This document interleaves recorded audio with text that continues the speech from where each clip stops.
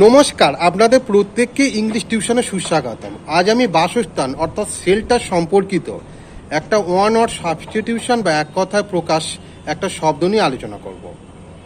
Aviary, এই ইংরাজি শব্দটা বাংলা অর্থ হলো পক্ষী নিবাস, অর্থাৎ a large cage building or enclosure to keep birds, মানে একটা বড় খাঁচা, ঘর অথবা ঘের জায়গা যেখানে পাখিদেরকে রাখা হয়।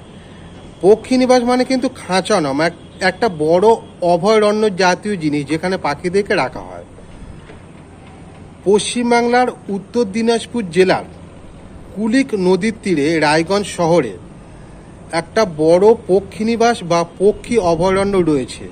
এটি এশিয়ার দ্বিতীয় বৃহত্তম পক্ষী অভয়ারণ্য নামে পরিচিত এবং এখানে 164 রকম প্রজাতির পাখি রয়েছে। ধন্যবাদ।